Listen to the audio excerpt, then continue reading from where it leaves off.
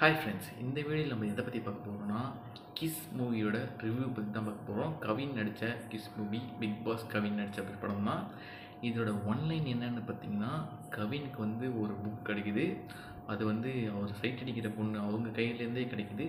அதுக்கு ஒரு ஃப்ளாஷ்பேக் ஒரு ராஜா கதை அதெல்லாம் பேசலாம். அந்த புக்கு கிடைச்சா என்ன ஆகும்னா, கவினுக்கு அந்த புக்கு தொட்டதுலேருந்து அவர் முன்னாடி யாருனாவது கிஸ் பண்ணாங்கன்னா, அதோட லிப் கிஸ் பண்ணாங்கன்னா, அவங்களோட ஃப்யூச்சர் என்னன்னு சொல்லிட்டு இவருக்கு ஒரு வியூவாக தெரிஞ்சிடும். ஃபைனல் டெஸ்டினேஷன் மாதிரி அப்படி தெரிஞ்சதுன்னா அதை இவர் என்ன பண்ணுவாருன்னு சொல்லிட்டு தான் கதை. ஆனால் அவர் என்ன பண்ணுவார்னா, போட்டு எல்லாத்தையும் அடின்னு அடிப்பார். என்னடா லவ் பண்ணுறீங்கன்னு சொல்லிட்டு அப்படின்னு சொல்லிட்டு பிரித்து விட பார்ப்பார். அதெல்லாம் பிரித்து விட்டதுக்கு ஒரு ஒரு போன ஜென்மத்துலேயும் இதான் பிரித்து விட்டு பாவம் பண்ணிட்டேன், அதனால தான் உனக்கு இந்த இது வந்துருச்சுன்னு சொல்லிட்டு எல்லாத்தையும் சேர்த்து வச்சேன்னா உனக்கு நல்லா நடக்கும், உன் லவ்வர் உனக்கே கிடைப்பா அப்படின்னு சொல்லிட்டு என்னென்னவோ சொல்லி என்னென்னவோ பண்ணிகிட்டு இருப்பாங்க. இதில் ஒர்க் அவுட் ஆகுது என்ன ஒர்க் அவுட் ஆச்சுன்னா, சினிமாட்டோகிராஃபி எல்லாமே கலர் கிரேடிங்லாம் அப்படி இருந்துச்சு. ஹாலிவுட் மூவி ரேஞ்சுக்கு கலர் கிரேடிங் இருந்துச்சு. அந்த அளவுக்கு செம்மையாக இருந்துச்சு.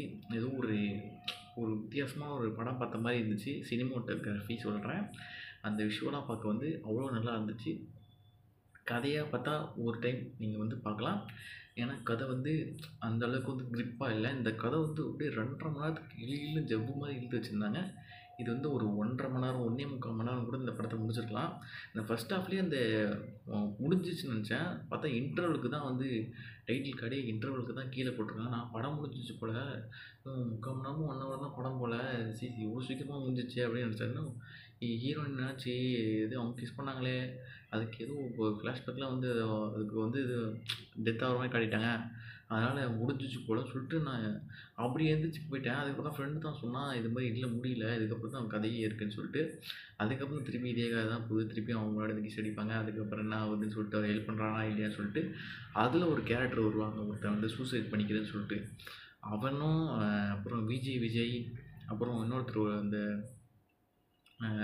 என்ன ஏதோ ஒரு கணேஷ்னு வரும் அவர் பேர். என்ன கணேஷ்னு கேட்குதா அப்படின்னு சொல்லிட்டு சொல்லுவாங்கள்ல, அந்த அவர் அவங்க 3 பேர் காம்போ வேறு லெவலில் ஒர்க் அவுட் ஆகிருக்கும். அது மாதிரி அந்த சீனில் சொல்கிறேன். கணேஷ் அவர் பேர் கரெக்டாக தெரில. ஆனால் அந்த கணேஷ்ன்றவர் கணேஷ்னு கேட்குறது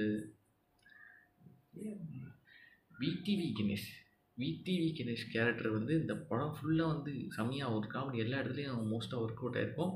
ஆனால் இந்த படத்தோட ப்ளஸ்ஸு யாருக்கு பார்த்தீங்கன்னா விடிவி கணேஷ் தான். அதுக்காகவே இந்த படத்தை நீங்கள் ஒன் டைம் வாட்ச் பண்ணலாம். மியூசிக்கு பேக்ரவுண்ட் ஸ்கோர்லாம் பார்த்தீங்கன்னா அந்த அளவுக்கு உங்களுக்கு செட் ஆகாது. ஒரே ஒரு பாட்டு நல்லாயிருக்கும். மற்ற பாட்டெலாம் திருப்பி திருப்பி கேட்டால் நல்லாயிருக்குமான்னு தெரியல. ஆனால் கேட்டு பார்த்துட்டு சொல்கிறேன்.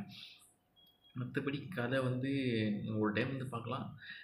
கவின் ஆக்டிங்கும் ஏதோ ஓவர் ஆக்டிங் பண்ண மாதிரி இருந்துச்சு. பிக் பாஸில் ஒரு மாதிரி கேஷுவலாக இருப்பார்ல, அது மாதிரி இல்லாமல் வேணும்ட்டே எல்லாத்துக்கும் கையாட்டி பேசுகிறது, வேணும்ட்டே அவர் ஏதோ நீ நடித்து ஆகணும்டா அப்படின்னு யாரும் கட்டாயப்படுத்தி இந்த மாதிரி நடிக்க சொன்ன மாதிரி ஒரு மாதிரி ரோபோட்டிக்காக ஃபீல் ஆச்சு. அது உங்களுக்கும் ஃபீல் ஆச்சான்னு தெரில. நான் பிக் பாஸ் கவின் பார்த்துருக்கேன். அதனால தான் படத்தை ஃபஸ்ட்டு டேவே போனேன். ஃபஸ்ட்டு டேவே ரிவ்யூ போட்டிருக்கோம், ஒன்றும் போடாமல் இருந்தேன். சரி இன்றைக்கி போட்டுருவோம்னு சொல்லிட்டு எடுத்துக்கிட்டு இருக்கேன். இப்போ நைட்டாகவே போட்டுருவேன் ரிவ்யூவை. அதனால் அவ்வளோதான் அந்த படத்தை பற்றி. உங்களுக்கு இந்த டிஃப்ரென்ஸ் தெரிஞ்சா கவினோட ஆக்டிங்கில் அப்படின்னு சொல்லிட்டு சொல்லுங்கள். ப்ரீவியஸ் மூவிலாம் பார்த்துட்டு சொன்னீங்கன்னா கூட பரவாயில்ல. எனக்கு ப்ரீவியஸ் மூவிலாம் நான் அவ்வளோவா பார்த்ததில்ல, எல்லாம் ஓடிடி வந்ததுக்கப்புறம் தான் பார்த்தேன். கவினோட மூவி இன்றைக்கி தான் நான் ஃபஸ்ட்டு டே தேட்டர் போய் பார்க்குறேன். டாடா கூட ஓடிடியில் தான் பார்த்தேன். அதனால் டாடா 2 இது கம்பேர் பண்ணிங்கன்னா டாடா தான் பெஸ்ட்டுன்னு சொல்லுவேன். இந்த படம் நல்லாயிருக்கு, ஆனால் டாடா அளவுக்கு நல்லா இல்லை. கம்பேர் பண்ண வேணாம் தான், இருந்தாலும் அந்த ஆக்டிங் ஸ்கில் சொல்கிறேன். அதில் ஒரு மாதிரி நல்லா நேச்சுரலாக நடித்த மாதிரி இருக்கும். இது ஏதோ கையாட்டி அது திருப்பி ஒரு மாதிரி இரிட்டேட் ஆச்சு. நீங்கள் பார்த்துட்டு வேணால் சொல்லுங்கள் எப்படி இருந்துச்சுன்னு. அவ்வளோதான் இந்த படத்தோட ரிவ்யூ. Thank you, by.